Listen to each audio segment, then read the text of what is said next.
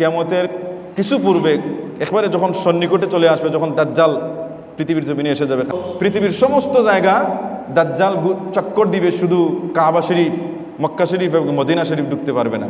তখন ঈসা আলাইহিস সালাম থাকবেন, মেহেদী আলাইহিস সালাম থাকবেন, এবং মক্কা শরীফ মদিনা শরীফের চতুর্দিকে দরজা থাকবে, 7টা দরজা থাকবে। প্রত্যেক দরজায় ফেরেশতা গার্ড হিসেবে থাকবেন।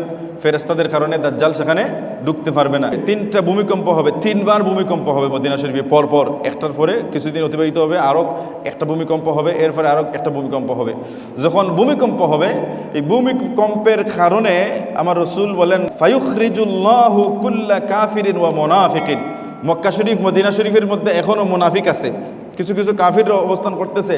আল্লাহ রব্বুল ইজ্জত কিয়ামতের পূর্বে যখন দাজ্জাল আসবে, ঈসা আলাইহিস সালাম আসবেন, তখনও ভূমিকম্প হবে, খুব প্রবল গতিতে ভূমিকম্প হবে। সেই ভূমিকম্পের কারণে ভয়ে মুনাফিকরা এবং কাফিররা মক্কা শরীফ মদিনা শরীফ থেকে বের হয়ে যাবে, বের হয়ে ওই দাজ্জালের অনুসারী হবে।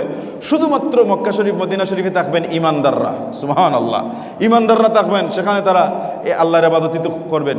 আপনারা হয়তো দেখছেন কিনা জানি না, এক ইউটিউবার হুজুর একজন বলছেন, দেখছি আমি, যে কিয়ামতের পূর্বে যে ভূমিকম্প হবে, এই ভূমিকম্পের কারণে সব মানুষ বের হয়ে যাবে, মসজিদে নববীতে কুকুরও নাকি প্রস্তাব করবে না। নাউজুবিল্লাহ।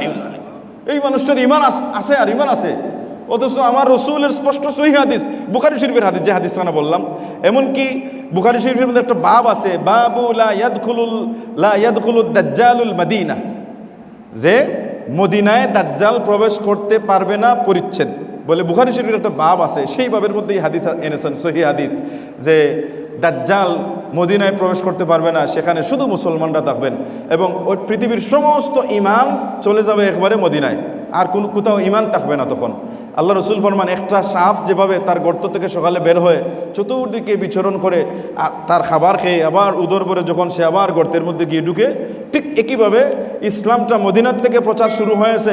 এই ইসলামটা পৃথিবীর বিভিন্ন জায়গায় ছড়িয়ে ছিটিয়ে পড়বে, আবার কিয়ামতের আগে এই ইসলামটা আবার মদিনায় গিয়ে শেষ হবে। একইভাবে মদিনায় কিয়ামতের আগে মুমিন ইমানদার মুসলমানরা থাকবেন। হাজিরিনে কেরাম, আমরা সবার কথায় কান দিব না। যদি কারো কথা না বুঝে যদি বিশ্বাস করি, তাহলে ঈমান চলে যেতে পারে। এই জন্যে যে কোনো কথা বক্তব্য আমরা শোনার পরে আমরা এটা সত্যমিতা যাচাই করে তারপরে আমল করতে যাব।